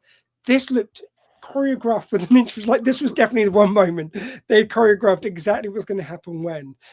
But it was great. It was perfect because it was at the end. This kind of choreography works better towards the end. And I kind of, even though in my heart I wanted Cena to win, in my head I'm kind of glad that Uso won, and it was a great exit for Cena. But if he had won at this point with his, like, as wonderful as he was, as great as his move was, like, his moves certainly weren't better than all the other wrestlers there. And I think it's great that, fine, having beaten everyone apart from one of them feels about right to me. I don't know how you felt at the end. It would have been too much for him to win for me. I was wanting Cena to win, which I never thought I'd cheer for Cena in a Royal Rumble. But I'm not disappointed Jey Uso won. I was really surprised Jey Uso won because he up until now, he's had like his nickname, his gimmick, his main event Jey Uso, but he's not really been in the main event, and he's not really that good a wrestler. Which, you know, he is good. I'm not taking that away from him, but he's not in that sort of upper echelon in terms of purely his in-ring work. But he's got this whole yeet thing, and he's got his entrance, and he's got that charisma, and people are behind him. And quite often, that's all you need in wrestling. You know, if you can wrestle to a competent level, but you've got all that other stuff, you're absolutely fine. I think the thing is, this is where it gets into like the backstage politics, because the main event of night 2 of WrestleMania, which that is the actual main event, regardless of what they say is or who headlines the first night or whatever, it's whatever's on the last night of WrestleMania. That's the main event, whether it's for the title or not. That will be whatever match Cody has. And looking at these two, out of the two of them, if Cena had won it, he could conceivably challenge Cody. Because Cena's storyline now is that he has been a champion 16 times. And if he gets the 17th, that will make him the all-time record holder. Because currently he's tied with, going back to Ric Flair. Though technically Ric Flair's won more, but WWE only recognises some of them. It's all very silly. So, Cena's got that storyline. Came in my head, sorry. Cena's got the storyline. This is my last year. I need to win one more championship. So, John Cena, the biggest guy of the last 20 years, versus Cody Rhodes, the biggest guy right now, feels like the WrestleMania main event. Jey Uso winning it, he's going to have to challenge the other guy, the other champion, Gunther, which is an okay match, but it's not that big. It's not as seismic. So what they've done by having Jey win the Royal Rumble is mean that the winner of the Royal Rumble isn't in the most important match at WrestleMania, which to me always feels a little bit anticlimactic. But I was pleasantly surprised by it, because usually you always know who's going to win it, unless they deliberately have someone else win it just to annoy you, which Vince McMahon did a lot. You usually know more or less who's going to win. Like this one, they did a good job of setting it up. It could have been Punk. It could have been Cena. Possibly could have been Rollins at a push. But you expected it to be Punk or Cena. The fact that they didn't do that, and they did something interesting and potentially have got another guy they can have as a main eventer, albeit not for the bigger of the two titles, I thought was really interesting, really refreshing. So I was happy with the outcome when I thought about it, but in the moment I wanted Cena to win. But there we go. I did. I don't know. As I say, it felt right to me just at this point in Cena's career. I feel like, I think maybe I would have been like you instantly. I think I would have been punched in the air, and then I feel like afterwards I would have been thinking about going, it's like, yeah, but you know, it's like they had to manage it for him to be able to win, not as in they manage it as in they have the back and forth. They had to schedule in a few breaks for him. And again, I'm not saying the piss out of him. I just, for him to then win, it just feels wrong somehow. Like, I don't know. That seems like the thing is, generation of wrestler. Kind of having him second is a fine thing to do. To it's good. And it really gives Jey Uso the rub, as you eliminated John Cena from his last ever Royal Rumble. You know, it's a good way of doing it. And the thing is, with this Elimination Chamber event that they've got next month, if they want John Cena to fight Cody in the main event of WrestleMania, they can still get him there by winning the Elimination Chamber or by some other sleight of hand that they can do on the way. But this was probably the only moment where they could get Jay over to that extent. So I do think they've made the right decision. I think the right people won both of the Royal Rumbles at this event, which again don't always happen. So yeah, it's pretty cool. Sir, it has been a pleasure as always. What a load of wrestling to fit in. Man, 2 hours, but like I feel like we squeezed into that. It was such an event. Yeah. So just for my curiosity then, so as someone who doesn't watch wrestling often, did you enjoy it for what it was? Would you watch wrestling again? Honestly, what I would do is I would when I was saying that earlier, I genuinely meant I feel like it spoiled it by the fact that I was taking notes all the time through it. If I hadn't have done watching it over the period I did, I wouldn't have remembered half of this stuff. So it was necessary. But next time, as I say, we'll just do a 2-day event. Like, again, I'll just check my diary and everything. But as long as I'm free, it would be so much fun to just do it back to back, one day after the other. We'll just do it. We'll watch it, and then we'll talk maybe give ourselves a comfort break of half an hour, like afterwards. WrestleMania instant reaction. See, that kind of thing. That'll be interesting as an experiment. If you don't watch any and don't read anything in between now and WrestleMania, it'll be really interesting to see where it ends up, because you don't know. Like, Jey Uso may not even have a match at WrestleMania. Something crazy might happen in the meantime. People who are goodies now might be baddies next time you see them. Yeah, that'll be really interesting to come back at WrestleMania and see what the lay of the land is. Well, I can think of only one way to signal the end of us talking about this wrestling right now.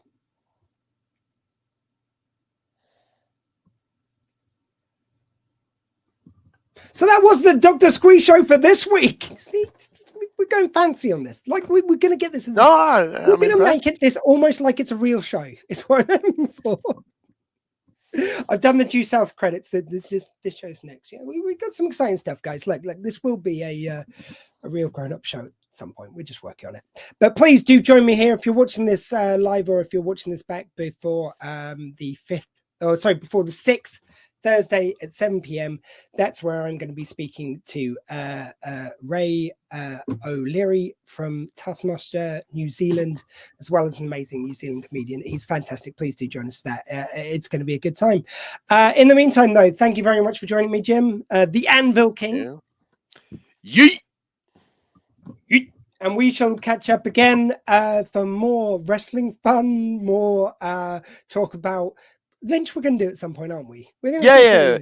From professional wrestling to the cinema of David Lynch. Yeah. By way of Ray O'Leary. Please catch us on Thursday. Thank you very much for joining me, Jim. I will speak to you soon. Thanks to everyone who's watching at home. And Joe Hendry, what's his thing? What's his slogan? Joe Hendry, say his name and he appears. Where is he? Yeet. Said he's not here. But we're yeeting for Jey Uso. Yeet. Oh, shit. So we'll do sorry, I'm just gonna get ready. So we're gonna yeet and then out, yeah? Okay, yeah. So yeet. Yeet. Yeet.